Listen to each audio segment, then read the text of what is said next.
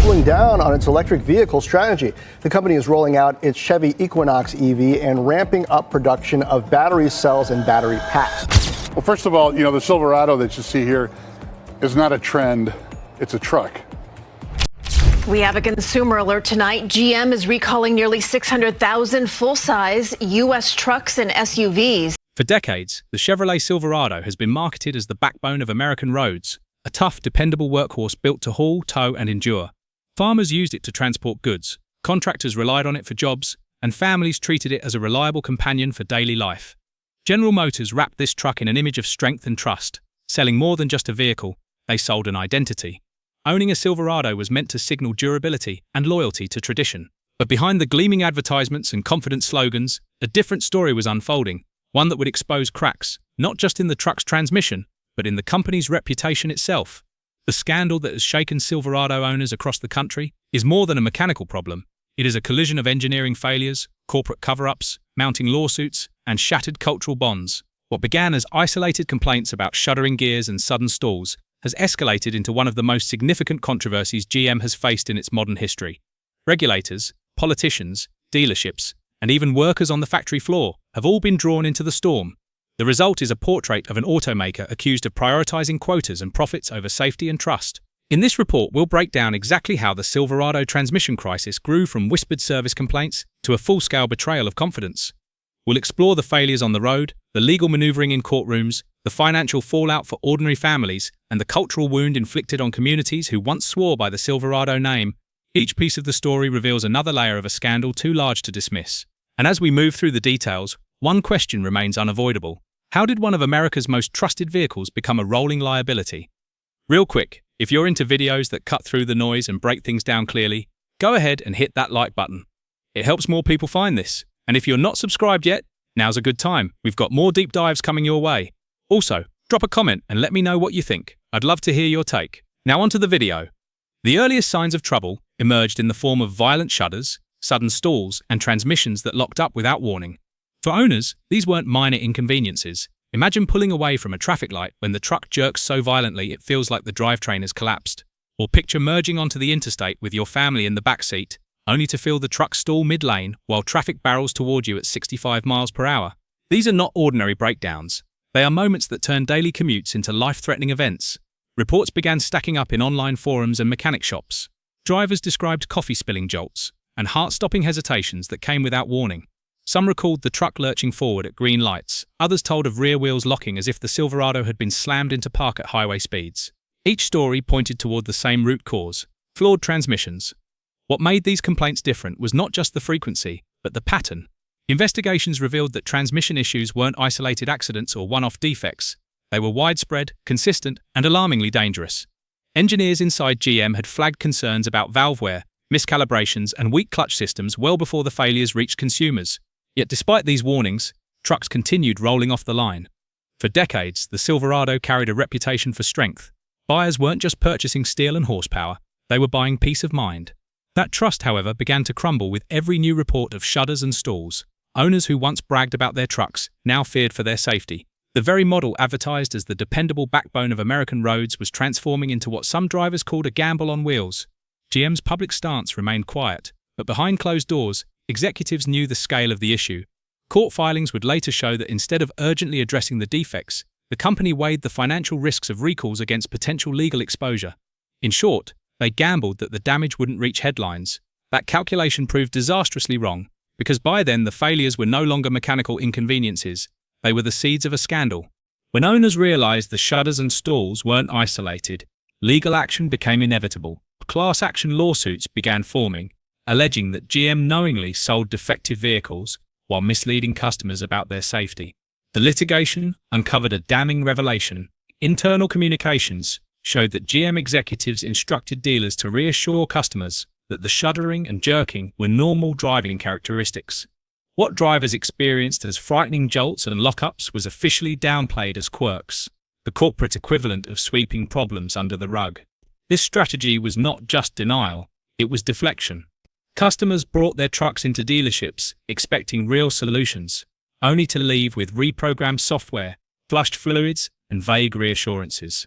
The underlying mechanical failures remained untouched. Owners who returned again and again were left with the sinking realization that the company was buying time, not providing fixes. In 2025, the legal battlefield reached a pivotal moment. A massive class action representing thousands of Silverado owners was suddenly broken apart when an appeals court decertified the case. For GM, it was a strategic victory. By fracturing a united front, the company reduced the financial threat of one large lawsuit. For owners, it was a devastating blow. Overnight, a collective movement became scattered solo fights. Instead of one powerful chorus demanding accountability, the scandal was reduced to isolated voices, each forced to take on a corporate giant alone. The courtroom battles exposed another uncomfortable truth. GM's leadership had calculated that dragging out the legal process would discourage many owners from pursuing their claims. Legal experts described it as delay by design, a strategy that drained time, money, and morale from everyday people who could least afford it. But while GM was scoring victories in legal proceedings, public perception told a different story. Every leaked document, every frustrated customer interview, every dismissed complaint fueled outrage online and in local communities. Ordinary drivers began to see themselves not just as consumers with defective trucks, but as whistleblowers exposing a corporation willing to gamble with lives. The lawsuits revealed the personal nature of the betrayal. Buying a Silverado had always been more than a financial transaction. It was a pact built on promises of dependability. Now that pact was broken in courtrooms and driveways alike. And just as trust seemed irreparably damaged, GM introduced what they called a solution, a new 10-speed transmission that promised to end the nightmare. Instead, it pushed the scandal even deeper. When GM announced its redesigned 10-speed transmission, the company promised a fresh start. Advertisements framed it as the solution to lingering complaints. More gears, smoother performance, stronger towing capacity. It was marketed as the gearbox that would silence critics and restore Silverado's reputation. But for many drivers, the nightmare only deepened. Owners began reporting jolts, so violent they described them as whiplash-inducing. Instead of smooth acceleration, the 10-speed often hesitated at intersections, leaving trucks stuck in limbo as oncoming traffic approached. Some drivers pressed the gas pedal, only to feel the truck stall mid-turn, powerless against approaching vehicles. Others described highway drives where sudden clunks and erratic shifts made it feel as if the transmission was tearing itself apart. Mechanics who inspected these systems pointed to several culprits: valve wear, software miscalibrations, and fragile clutches, ill-suited for the demands of heavy trucks. The complexity of the 10-speed seemed to multiply problems rather than solve them. Each additional gear introduced new opportunities for failure, and Silverado owners once again became the unwitting test subjects of GM's engineering experiments.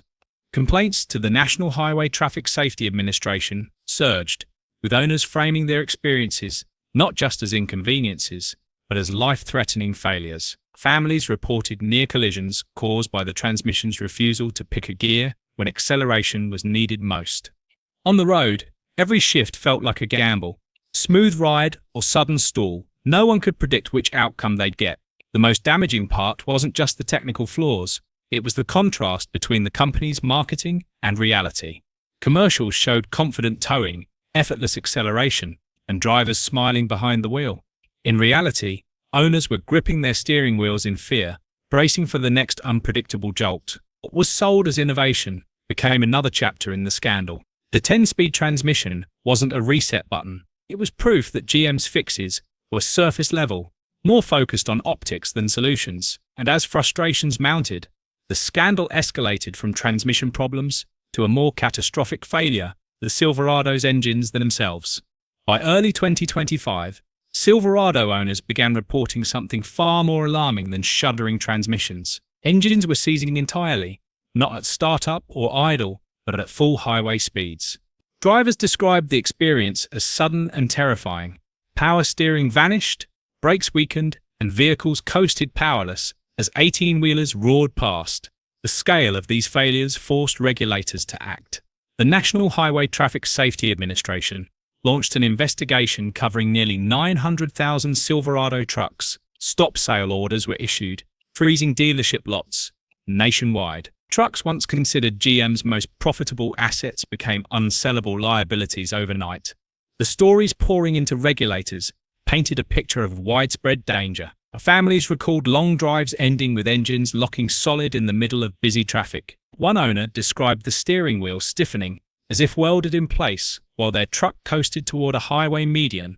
Another reported losing power while hauling a trailer uphill, rolling backward into traffic before narrowly avoiding a crash. These weren't isolated anecdotes. They were part of a growing chorus that Regulators could no longer ignore. The recall orders that followed exposed just how deep the crisis ran. Engines across multiple model years were susceptible, suggesting systemic flaws in both design and manufacturing. Owners who already faced costly transmission failures now discovered their vehicles could fail entirely without warning. But the message was clear. GM's most trusted trucks were not just unreliable, they were unsafe. The government's intervention detonated the story, shifting it from consumer frustration to national news. Evening broadcasts featured families describing near-death experiences on highways. Consumer advocates framed the scandal as a betrayal of public trust. And GM, once again, appeared flat-footed, scrambling to issue recalls and assurances that no longer carried weight. For Silverado owners, the federal crackdown was a confirmation of what they had long suspected. The company had known for years but failed to act. And while Regulators now demanded accountability, the damage was already spreading into households. The next blow wasn't mechanical, it was financial. When a Silverado transmission or engine fails, the cost doesn't end at the repair shop. For many owners, it follows them into every corner of their financial lives. A rebuild often runs upward of $4,000, not including towing, diagnostic fees, or the price of a rental car during weeks-long waits for back-ordered parts. Families who purchased these trucks as reliable workhorses suddenly found themselves drowning in unplanned expenses. Some owners missed work entirely, their trucks doubling as tools of the trade. Contractors lost contracts when their vehicles broke down mid-job. Delivery drivers had to cancel routes. For others, the financial toll was more indirect. Vacations postponed, savings drained, and credit cards maxed out just to keep their trucks on the road. The situation only worsened when resale values plummeted. Trade-in offers came in thousands of dollars below expectations, as dealerships quietly factored in the scandal. Families discovered they owed more on their auto loans than the trucks were worth, trapped in a financial quicksand created by GM's engineering shortcuts. Instead of building equity in a dependable vehicle, owners watched their investment dissolve into debt. The insult was compounded by the company's advertising. While GM continued running commercials touting best-in-class dependability, customers faced the reality of repeat failures, stalled repairs, and collapsing resale values. What was sold as stability became a source of financial chaos. The scandal even carried hidden costs. Insurance premiums began climbing as risk models adjusted to account for defective Silverados. Owners were effectively punished for flaws they didn't create. In communities where trucks are central to livelihood and identity, this ripple effect left many questioning not just their finances, but their sense of security. By this stage, the Silverado was no longer just a defective product. It was a financial trap, a machine that consumed both money and trust. And while the monetary burden was devastating, the next wave of revelations would prove even more harrowing. Because beyond dollars and cents, Silverado drivers were about to face failures that threatened their very survival on the road. Just when Silverado owners thought the scandal had reached its peak, another revelation surfaced. In-rear wheels were locking at highway speeds due to worn transmission valves. This wasn't speculation. It wasn't rumor. It was reality, confirmed through reports of terrifying incidents that transformed highways into crash zones. Picture this: a family driving home in the rain at 60 miles per hour when the rear wheels suddenly seize. The truck skids sideways, spinning across 2 lanes before slamming into the median. In another case, a driver recounted how their truck lurched so violently that the car behind swerved into a ditch to avoid impact. These weren't freak accidents caused by driver error or weather conditions. They were mechanical failures built into the heart of Silverado transmissions. Safety advocates called it exactly what it was: betrayal. A truck marketed as a family lifeline had become a liability capable of threatening the very lives it was supposed to protect. What made matters worse was that these issues weren't unknown to the company. Engineers had flagged valve wear and machining marks during factory inspections. The problems were visible, but production quotas and cost-saving priorities pushed the trucks onto lots anyway. the pattern became clear. GM wasn't just battling isolated technical glitches. It was operating on a system of calculated risk, tolerating defects as long as they didn't spark a full-blown crisis. That gamble backfired. Every locked wheel, every shuddering gearbox, every sudden stall was proof of a corporate philosophy that valued speed and margins over prevention and safety. For customers, this meant they weren't simply unlucky to have purchased a defective vehicle. They were participants in a dangerous gamble they never agreed to. Silverado owners were forced to pay the price of decisions made far above the factory floor. And while drivers dealt with fear on the road, the next wave of chaos was brewing at the dealerships, where those same trucks returned for fixes that never really fixed anything. Dealerships, the front line of GM's vast network, were caught in the middle of the scandal. When recalls were announced, dealers expected concrete solutions. Instead, they received vague memos, stickers, and instructions to swap fluids or reflash software. These weren't genuine fixes. They were stalling tactics. Service advisors quickly became reluctant messengers, forced to smile while telling customers their trucks were repaired, knowing full well the underlying problems persisted. Technicians in service bays performed the same shallow fixes again and again, reprogramming systems, pouring in thicker oil, and hoping the truck would survive long enough for the owner to drive away satisfied, at least temporarily. Dealerships became less like repair shops and more like confessional booths. Owners poured out frustration and fear, recounting close calls with semis, breakdowns during school runs, or near misses in intersections. Behind the counter, staff admitted privately that there wasn't much they could do. Some mechanics quietly told loyal customers, "We're just buying time." But dealerships weren't the only ones caught in the storm. On the factory floor, workers faced their own crisis of conscience. Many had built Silverados for years, proud of the craftsmanship tied to their family names. But now, whispers spread across assembly lines. Workers admitted seeing defects slip through under relentless quotas. Some confessed to skipping details during overtime shifts, not out of carelessness, but because impossible production demands left no room for caution. Unions began reframing the scandal as more than a workplace dispute. They argued it was a moral issue. Why should employees be forced to build vehicles they knew could put families at risk? For many line workers, the scandal wasn't abstract. It was personal. They didn't want to be associated with trucks that carried danger into communities where their own neighbors and relatives lived. Dealerships and workers, both trapped between customers and corporate directives, became unwilling participants in GM's crisis management. But as pressure mounted in showrooms and factories, another force entered the stage, ready to turn the scandal into the national theater, Washington. When the Silverado scandal reached Capitol Hill, lawmakers seized the opportunity to transform outrage into political spectacle. Congressional hearings were convened, and GM executives were summoned to testify under the glare of television cameras. What had once been a technical crisis in service bays now became headline material broadcast across the country. To picture the scene: a Senate committee room, executives sitting stiffly under hot lights as a senator from Michigan slams a stack of consumer complaints onto the desk. "These aren't statistics," the lawmaker declares. "These are lives." Cameras zoom in on the exchange, capturing every pause, every evasive answer. Clips circulated online within hours, replayed on evening news broadcasts and social media feeds. Each stammer from GM's representatives became ammunition for critics accusing the company of putting profits over people. Insurance companies soon piled on, with mounting evidence of engine seizures and transmission failures. Actuaries adjusted their models. Silverado owners faced rising premiums, not because of accidents they caused, but because of the risks baked into their vehicles. For families already struggling with repair costs, this was another financial blow directly tied to GM's failures. Politicians thrived on the spectacle. To constituents, grilling executives offered proof that leaders were fighting for everyday drivers. For GM, however, the hearings were disastrous. Every televised moment reinforced the narrative of betrayal. An automaker caught hiding defects while families suffered the consequences.